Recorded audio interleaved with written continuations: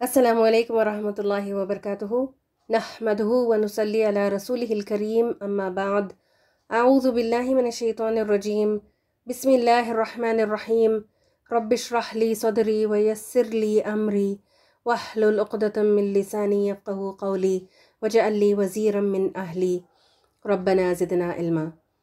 आज हम करने लगे हैं पेज नंबर 29, तख्ती नंबर है 16 तशदीद बाद हुरूफ मद, यानी मद लेटर के बाद जब तशदीद आ जाए तो कौन सा क़ायदा अप्लाई करना है, इसका ज़िक्र है। तो नोट करें इस क़ायदे को, इस रूल को। मद लेटर चाहे कोई भी हो, अलिफ मद, या मद, वाव मद। अच्छा बताएं कि ये मद लेटर क्या है। यानी ज़बर के बाद अलिफ हो तो वो अलिफ मद है, ज़ेर के बाद या साकिन हो तो या मद है, और अगर पेश के बाद वाव साकिन हो तो वाव मद है।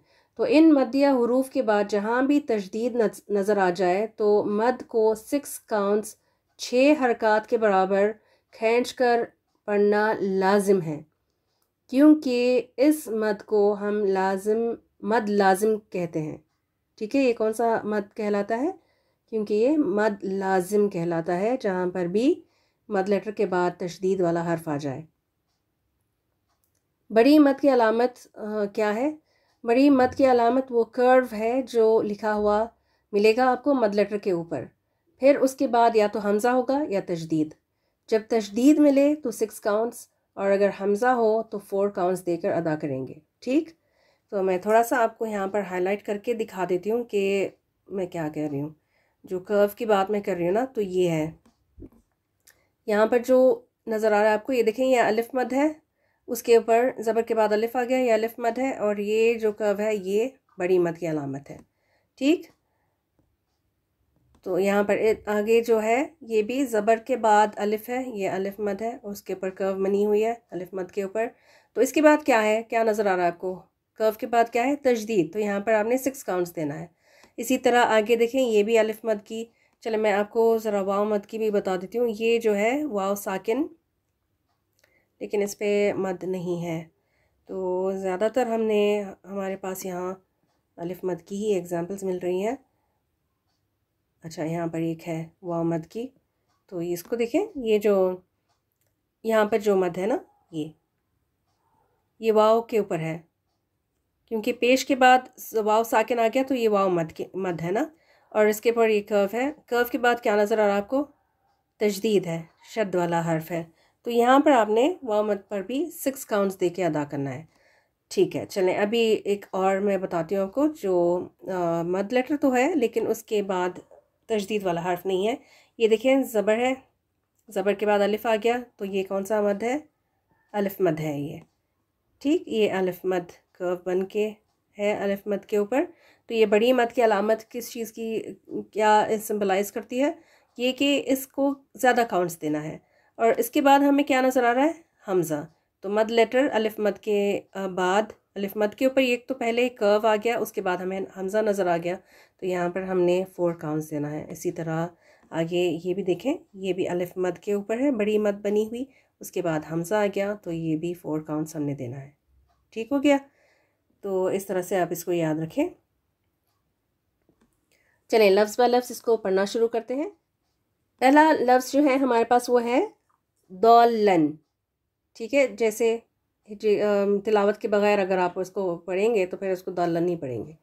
ठीक, लेकिन इसको दौलन इस तरह लाम पे क्योंकि तशदीद है तो इसको स्ट्रेस लगा के आपने पढ़ना है।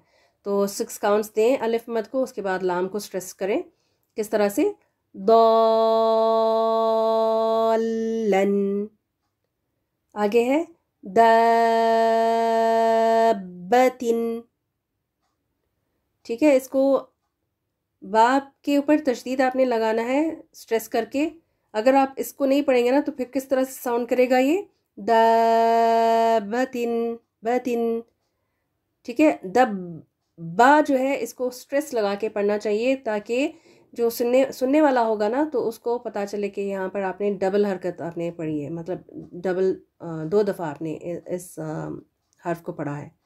ठीक है, और इसमें नुकसान भी होगा।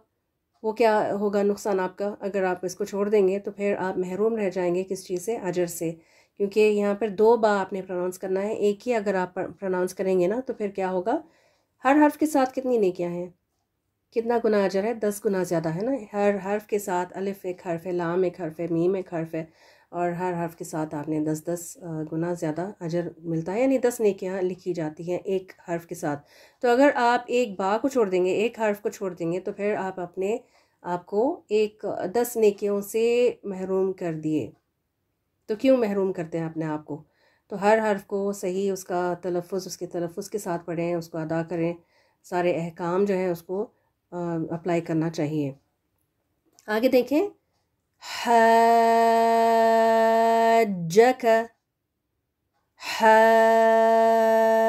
हज्जूक, लदल्लून।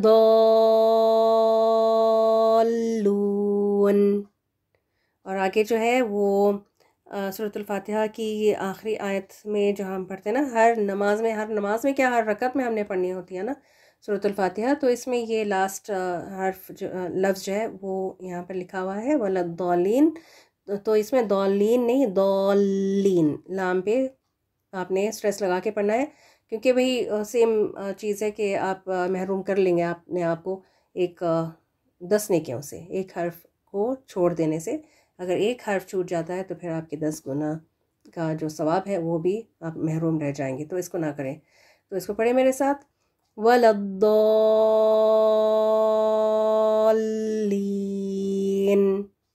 ठीक जी, अगला जो लफ्ज़ है हमारे पास वो काफ़ी लंबा है और कुछ डिफ़िकल्टीज में हो सकती है, तो अच्छे से ना आप सांस लें, फिर इसको पढ़ने की कोशिश करें।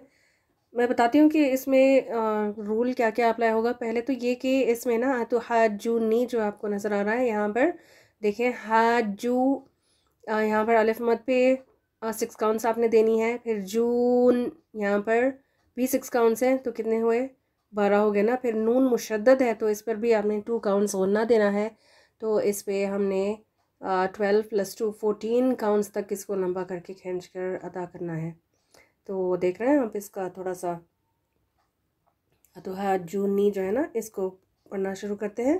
और इसमें मैं एक टिप आपको ये देती हूँ कि आपकी कमर अगर सीधी हो ना तो झुका कर ना बैठें, थोड़ा सा सीधा होकर बैठेंगे तो फिर इंशाल्लाह ये सही निकल जाएगा। चलें इसको प्रैक्टिस करते हैं। बिस्मिल्लाह। अतुहज्जूनी,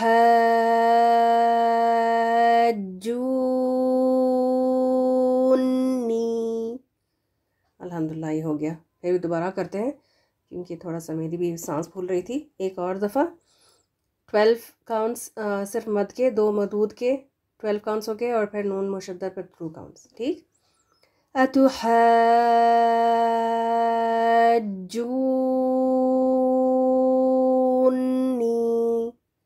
जी। आगे है वला तहद्दून,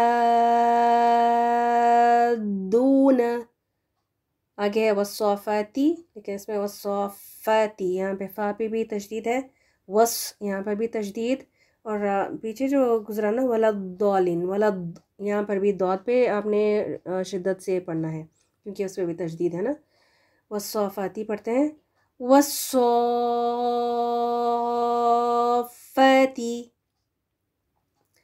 आगे है मद लेटर के बाद हमज़ा, तो इसमें क्या रूल होगा, 4 काउंट्स आपने देना है मद लेटर को, अलिफ मद को 4 काउंट्स तक खींच कर, फिर उसके बाद अति।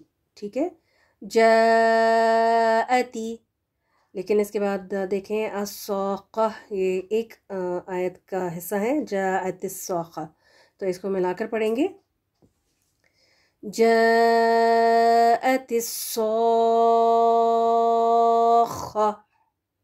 और यहाँ पे ता मरबूता का रूल क्या होगा, रसुल आया पे, जहाँ पर भी रसुल आया पे ता मरबूता आ जाए तो फिर ये हा में तब्दील हो जाता है और इसको साकिन कर देते हैं, उसकी हरकत को गिरा के साकिन कर देना है उसको, तो हा में बदल जाता है ये। आगे है, ये एक कंप्लीट आयत है, तो इसको इन कंटिन्यूटी इसको पढ़ना होगा। फ़इज़ा जाअतित ताम्मतुल कुबरा, और यहाँ जो रूल्स अप्लाई हो रहे हैं, जाअत में बड़ी मद नज़र आ रही है तो यहाँ पर 4 काउंट्स होंगे। ताम्मा, यहाँ पर बड़ी मद के बाद तशदीद है मीम पे, तो इसमें 6 काउंट्स होंगे, फिर मीम मुशद्दद के 2 काउंट्स गुन्ना, मीम मुशद्दद पर भी होता है ना नून मुशद्दद की जैसे। फिर इसके बाद कुबरा में बा साकिन पे खलखला हमने करना है। ठीक है, इसको पढ़ना शुरू करें। बिस्मिल्लाहिर्रहमानिर्रहीम। फ़इज़ा जाअतित ताम्मतुल कुबरा। किया आपने मीम मुशद्दद पे गुन्ना? दोबारा पढ़ें। फ़इज़ा जाअतित ताम्मतुल कुबरा। ठीक है। और यहाँ पे क्योंकि मद लेटर ही है आखिर में जब मद लेटर होता है ना तो आपको दोबारा उसको साकिन करना नहीं होता, क्योंकि आखिर का जो हर्फ होता है ना वो सुकून वाला ही होता है। तो मद लेटर पे जहाँ पर ख़त्म होती है ना आयत, रसल आयत जहाँ पर मिले तो उसको ऐसे ही पढ़ना है, इसको चेंज नहीं करते बिल्कुल। ठीक है, इसको भी याद रखें। चलें, अगला लेसन जो है वो लास्ट लेसन होगा ये। जी, ये बिल्कुल लास्ट लेसन है। इंशाल्लाह अगली क्लास में हम ख़त्म कर देंगे इस नूरानी क़ायदा को इंशाल्लाह। चले, यहाँ तक का रखते हैं आज।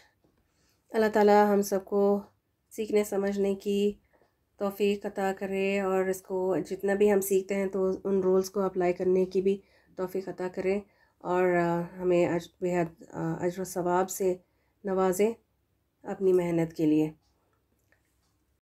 आमीन। सुब्हाना रब्बिका रब्बिल इज़्ज़ति अम्मा यसिफ़ून व सलामुन अलल मुरसलीन वल्हम्दुलिल्लाहि रब्बिल आलमीन। सुब्हानकल्लाहुम्मा व बिहम्दिक नशहदु अन ला इलाहा इल्ला अंत नस्तगफिरुका व नतूबु इलैक। अस्सलामु अलैकुम व रहमतुल्लाहि व बरकातुहू।